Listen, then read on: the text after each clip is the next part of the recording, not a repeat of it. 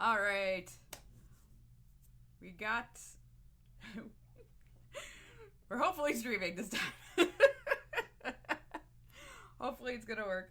Let's see what's happening. Okay, it looks like the stream's working. Super exciting. I'm getting Roy on board. I'm here. How's it going? Are you pumped for a Friday? Everything's Have any awesome. weekend Yeah. plans? No, No. yesterday was Thirsty Thursdays. Today's Happy Friday, and then the weekend. I can't wait. I can't wait to go to bed tonight. That's the real. It's been some late nights during tax season, but that's how it goes. I heard Okay, you're up to your eyeballs up to my in tax eyeballs. time. I was actually up till 2:30 the other night working. Jeez 2:30 Louise. a.m. Oh, all right. I haven't done that in years. It's been a long time. That was like way back in the day. Bet solo, no help, crying over computer malfunctions. This was like legit. Had work to do. Have a lot of help. Still had too much work to do.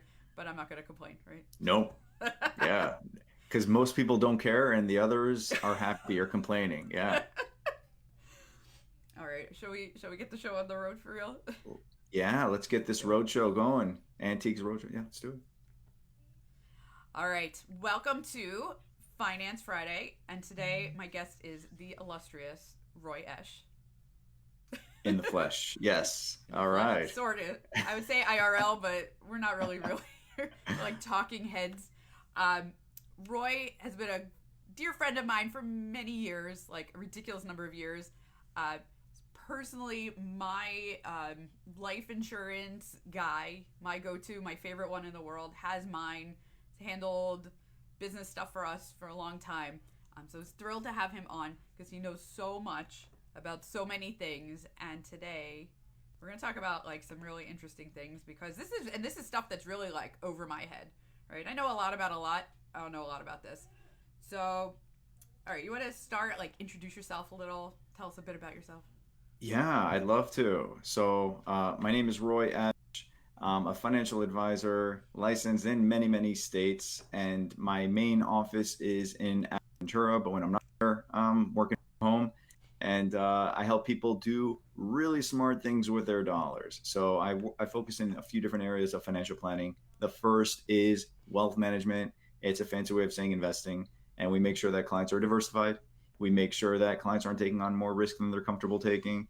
And then we also make sure that clients have some dollars that are not on the roller coaster. Invariably, that's what all of everyone wants is some dollars that are not on the roller coaster. The second area that we help our clients in is in risk management, fancy way of saying insurance, making sure clients have the right amount and the right kinds of insurance in place. Finally, tax management. Now, I am not a CPA. I'm not going to be checking boxes and doing your tax return. That's what she does. But we are That's what strategy I'm here for. people. Exactly right. But we are strategy people. We make sure that being people are being efficient for tax purposes. That's on the individual side. On the business side, we help with group benefits, 401k, group health, all that good stuff. But that's what I do. But today, we're going to be talking about some really interesting things that I thought would be nice to bring to the forefront of people's minds, which is more of where's the future in my business? Where's the future in finance? There's all kinds of wacky stuff going on, and it's probably good to keep an eye on Wacky it. stuff. Wait, can I put you And on the spot for a second? yeah, Can sure. you explain that whole GameStop thing? Like, Yeah, what was yeah. that? I don't. Like, it's over my head. I know. I know So sort of basics of investing, but I didn't know what was going on there. People are asking me. I'm like, I don't know, Google it. you know what's interesting is it was a chance for the little guys to kind of stick it to the big guys. It was definitely interesting to watch the whole thing play out. But at the same time, that's not typical of financial planning, right? If I'm a financial advisor, I'm not telling any clients to load up and to back up the truck and load up on any one particular stock over another, especially not when there's speculative stuff going on. But that was an interesting thing to watch, and it was fun to kind of be a cheerleader to see. I mean, no one wants to see anyone fail, but if there's anyone you do kind of want to see people fail in, it's probably those like people with the mega yachts that I saw a meme that said these poor guys, they they can't afford to redo their mega yacht now. They have to wait another 6 months to do it now. I know, aren't we all crying over that? I hate when I can't redo my mega yacht. God, I don't want to use the old one, like an old yacht. So to me, the memes were more entertaining than anything else. I'm so glad we live in this meme culture, because without it, you're watching the news and there's nothing fun about it. No, there's nothing fun on the news otherwise. Oh my goodness. All right. So after putting you on the spot for that one, so can you tell us a little bit about like this? You hear robo advising. What does that mean? Because I picture like legit robots, like like a Roomba, but now instead of cleaning your floor, it's like it's picking your stocks for you. So what is it really? Because I don't think that's actually what it is. Right. So interesting about robo advisors is the fact that let's just back up and just talk about what computers are. Right. Computers are basically hardware that runs on software. Right. Software, a fancy way of saying software, is algorithms. Right. So essentially, these robo advisors are not, if you saw the movie Will Smith, iRobot, they're not like metal things that look like Terminator that are doing calculations, but their software, the CPU that works inside, is pretty much like that, right? Where they can run, hundreds of thousands of different calculations, looking back at previous returns, factoring in inflation, and they can really do quite a bit with in a very short amount of time that humans can't do as far as calculations. At the same time, there are some biases that are built into these things, right? Because the people who design the software have faults, right? They're people. But where I think so look, the last thing I want to do is whip out my crystal ball and tell you what the future is going to be. But what I can tell you is that the trend has been that there has been a lot of money going to robo advisors, right? Now, where I stand on it, so the way we leverage robo advisors is we use quite a bit of sophisticated software ourselves, right? And you can actually subscribe to these robo advisors, and you can come up with an allocation and make your investment portfolio revolve around whatever their recommendations are. The only thing is, if you don't have a conversation about like what your goals are, if you don't have a conversation about what your risk tolerance is, if you don't have a conversation about what your threshold for pain really is when you see your account down, there could be some issues, right? So what the robo advisors are doing now is they have people you can talk to, right? Now, it's not people you're meeting with, it's people you're talking to on the phone. Are they real people? Yeah, they are real people. Okay, it's not like a chat bot or something like that that's going to have like pre-canned, like yes, no. I actually have a story about a chat bot. I gave it a shot once. I had an issue with my electric piano. My daughter's taking piano lessons, and I went onto the website, and all they offered was a chat bot. And I'm like, all right, let me give it a shot. Maybe this robot can help, I don't know. So sometimes sure enough, it works. Yeah, it just didn't do anything. It didn't have a solution to figure out that I needed to do a hard reboot on it. That's all you had to do. Thankfully, Google search is what helped in that case. Google helped more. YouTube, you can kind of like figure out anything from YouTube at this point. Yeah. How to do your taxes. I put those videos up sometimes. Yeah. Anyway, digression. Okay, so yes. you can these robo advising companies are starting to have they have to have a human touch, I guess. They can't do it all on the computer. Correct. So the way I see it is either you're going to have a robo advisor with like a human element, or you can have the human element with the robo advisor software and technique, so the stuff that we use for our planning so I think what would be helpful, Bet, is if I give kind of a rundown of the different tech that I use in my business, and then I can kind of back into and show you where the robo advisor aspect of it fits in. Is that okay? Yeah. You know what, though? I just want to sure. give you a corollary to my industry. So, I mean, I don't know how accounting tech, normal people are. I hear about it all the time because I'm in the industry. We've been hearing for years, AI, you're never going to do bookkeeping again. It's all going to be, a smart computer, it's intelligent. And every once in a while, there's these companies, I'm not going to name names, but they come out and they say, oh, we use, there's no people. We don't need people. Our algorithms are so smart. We can do all your bookkeeping for you. And you know what happens to the people who use those companies? What's that? They come to me afterwards to fix it because the computers are not that smart, believe it or not. It's actually shockingly hard to make a computer be able to think about transactions, at least from the accounting perspective, to think about transactions the way a human does. Like, it can't differentiate, I went to Macy's on my business card and that's a personal, thing versus I bought a gift for a client at Macy's and now it has to go somewhere else because it can't ask you the questions and have the conversation and find out, what is the intent behind things. So it does, it's funny to hear that this is kind of invading everywhere. It's not just my industry. And here's another thing. Before I got into finance, I was a consultant for a software company. And there was like an internal joke that we used to say when people were using software was, maybe it's just an ID10T error, right? An ID10T error was our way of saying user error, because if you spell out ID10T, it spells out idiot. Okay. Yeah, I kind of figure, I'm like, I think he's calling him an idiot. Okay. no, but that's really what software is garbage in, garbage out, right? So I think that actually think for you. Correct.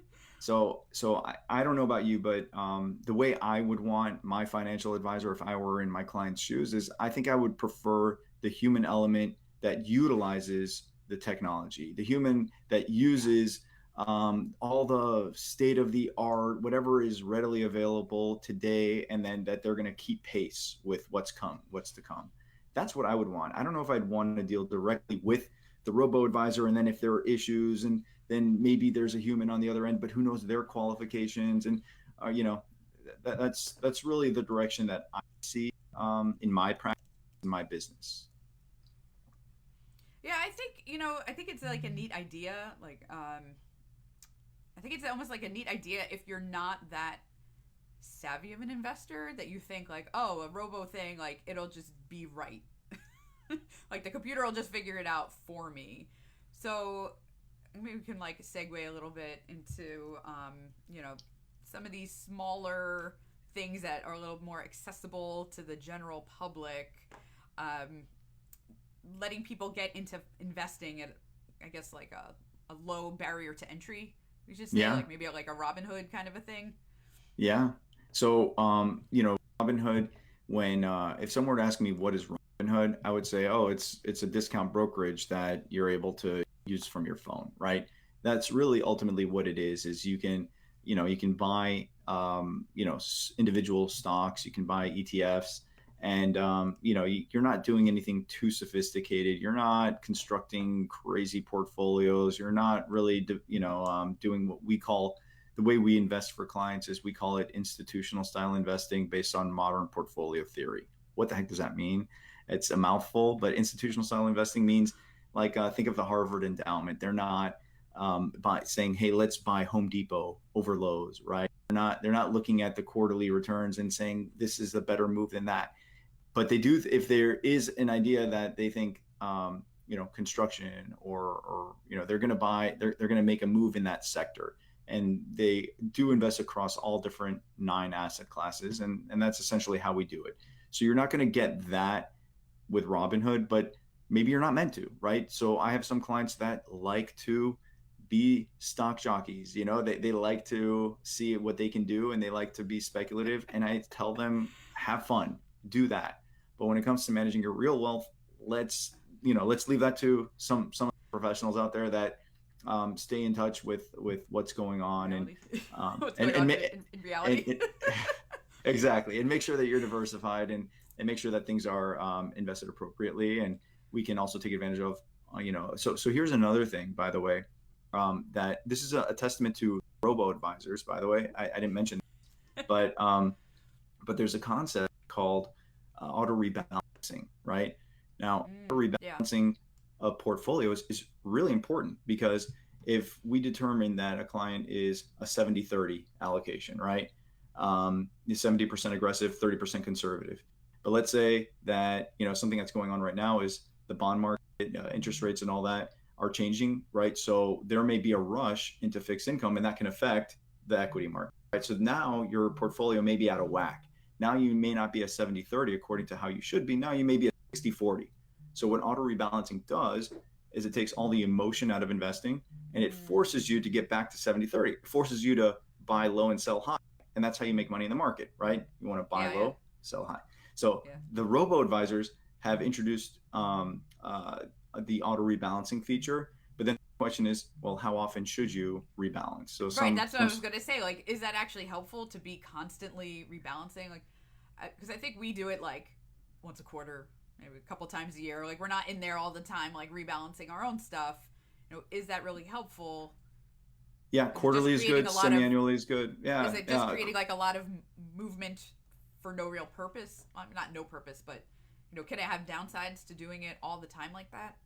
Yeah, too much frequent auto balancing in the wrong type of account with the wrong structure. Like if you're just buying mutual funds, A-share mutual funds, that kind of thing, then that can create additional fees, right? So it would be smart to do that in something in like a wrap account or something where there's tax deferral, right? Where it's a a qualified account, right? Like IRAs and 401ks and that sort of thing. You can auto rebalance. You're throwing out a lot of jargon. Hold on, you're probably losing people. Sorry, I know what half of those things are. so what's tax a wrap account? so tax deferral. Tax deferral is a powerful thing, especially for those folks that are in high tax brackets, right? Yes. And if you're right down the road. Exactly. And if you're rebalancing too frequently, then what can happen is you may create too many gains inside the portfolio too soon, right? So what you want to be cognizant of is that in a tax deferred vehicle, have fun, auto rebalance all day long, buy, sell, be an active investor. Mutual funds are great because they're actively managed. So those are great to have in and you don't have to do it yourself, right? You get a mutual fund or other kinds of funds. You don't personally have to know how to do that rebalancing. Some pro, like maybe you or somebody else. I don't know if that's the kind of thing you even do, or like really dirty guys. That's a good question. No, that's a really good question. So we use the same software, or we use the same mechanisms that a robo advisor would use for rebalancing portfolios. I was just bringing it up that a robo advisor, that's a good use of robots, right? It's a good use to kind of set it up and know that you have an agreement with your client that you're going to rebalance your portfolio. So we absolutely use software to do that. Like, I mean, it would be painstaking to do that yourself. And one day when we have an advanced discussion, we can talk about tax loss harvesting and that kind of thing. That's more. That's the stuff I like to have those discussions in December. Sure. That's probably actually a good thing to talk about in December. We'll have to put it on the calendar. Come back and talk about it later. Okay, so let's see. What other kind of things? So, what's interesting though, like kind of related to all that, what you were saying, and kind of tying it back to the Robinhood. I'm in a lot of groups with other CPAs, and I see people like tax preparers who are screaming of like Robinhood 1099 transactions are like 100 pages long because people are like buying, selling nonstop, and they're like, we don't know what to do with the 100-page 1099 of all these like sale transactions. And some of it is, affects your taxes. Some of it doesn't. Wash sales in there if you're really like in and out of stuff. So it's funny what they're doing, and I think they're going to have some unintended consequences of having really high tax preparation bills. I'm really glad. Going to be all I can say is I'm really glad I'm not sitting in your seat, and I'm much happier being in mine. Yes. You're probably right. Maybe I should change careers at some point. Usually April 14th, that's when I'm like crying and I say I'm never doing this again, until next year. I'm going to become a dog walker or something like that where you don't have this kind of stress. But It's a shame they don't have like the Robo Advisors or like robots to like beat people when they're creating all that work for you, right? Maybe just send a robot over there. Send a Maybe Roomba. send No, a but Roomba to beat people, run over their feet. I don't know. Oh my goodness. um, I think that there are just like a few areas where we use AI and that sort of thing. Because I mean, really, as a hedge, if I were smart, I would tell you, oh no, AI is never going to take over what I do. I would never say that because my crystal ball is just as foggy as everybody else's. Yeah. Um, Right. but as a hedge, I might just buy AI ETFs or something like that, right? So where I'm going to continue working my business, but that's just a thought. But Well, my you know what though? Like, I think that is something you always have to worry about, because even though I don't believe, like, in my industry, the AI is really out to get me, it's not going to take over. It's so far from being really viable as a replacement. But it's like, well, what can I do with that technology? Even if it's not exactly that technology, like, how can I utilize other technology so that instead of being replaced by it, it's just another tool for me? So, Well, what's interesting is CPA practices tend to get sold over time, right? yeah, So at some point, you're going to have an exit strategy, right? hopefully. And it may be, yeah, it may be in 30 years, but at that point, you better hope that your asset, which is your business, right? You better hope that there's a good resale value on it, right? Because there's no Yeah. reason why a robo advisor needs to buy your practice, right? Because what are they going to Yeah, do? they don't. They're just there to work, right?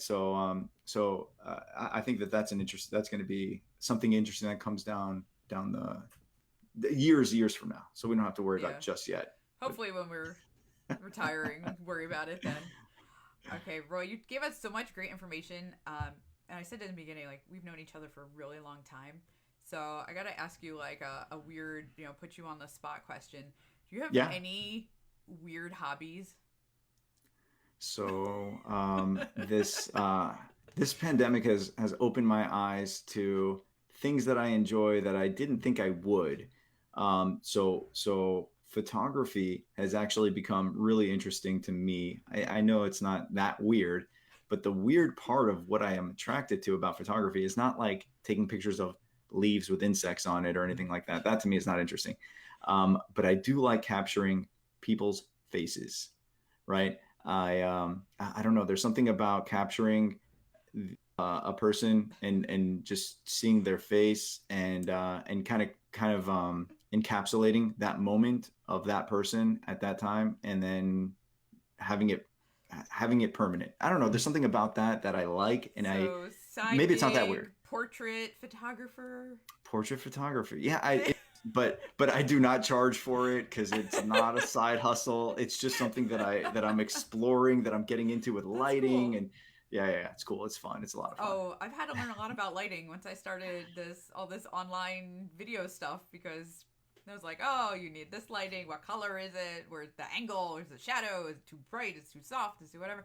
So yeah, it's pretty complicated actually. It's not the Well, easiest you look thing. great. Whatever you're doing, keep it up. Yay! Well, I appreciate it very much. Thank you so much. Do you have any like last bits of advice for us? I do. So look, when it comes to technology, my take on it is that it's sink or swim, right? Because if you're still going to be doing paper applications in 10 years from now, I mean, people are going to lose faith in you. So I do believe it's important to keep pace with technology. And if you are a financial advisor like me, hopefully the company that you hang your licenses with is keeping pace with technology. If they're not, give me a call and I can tell you why I'm really happy where I am. But one last thing is that Warren Buffett had this old saying, and it's when the tide rolls out, you can see who's swimming without shorts on, right? And I hope that it's such a good So way. funny. It's such a good way to That's really explain, funny. like, in these days with COVID and people are working from home, and who's organized, who's got their act together, and another word for act, right? Who's got their stuff together and who doesn't, and Absolutely. I think that I think that this is very much a trying time for people, but at the same time, it's opportunistic, and Absolutely. and 100%. that's it. That's all I wanted to leave you with. It's Just so that one funny little that nugget. you say that though, because I had a call with somebody I met years ago, another CPA. He used to be in Florida. He's gone. He's out of CPA practice. He's in industry now. But we had a call like a few months back where we were saying that those of us, especially like South Florida, we're not like the most tech savvy area. It's not like a San Francisco or a New York or a Boston. But those of us who have been in the cloud and like paperless and everything online and really heavy with the tech, people used to look at us like we were those, doomsday tinfoil hat wearing freaks who were like, the day is coming, there will not be paper anymore. And here we are, COVID. So I picked up clients because their CPA's offices that were, traditional brick and mortar with the paper, and you come in and you sit there while someone does your taxes, they shut down. They were shut down, not answering phones, not returning calls. And I was like, all right, well, come to me, and it totally ended up working out in my favor, that all those years of being like, oh, I gotta do everything online where people think you're weird. Now everyone caught up to me. So Good. it's Yeah. definitely like, evolve or die. One or the other. Evolve or die. Fantastic. All right. Well, Roy, has been fantastic having you on. We're going to put your contact information, whatever info you want, we'll drop it in here. And definitely have to have you on again. We got to rebalance some loss harvesting and whatever later in the year. We will do it. So awesome. Thank you. And we will see y'all next week.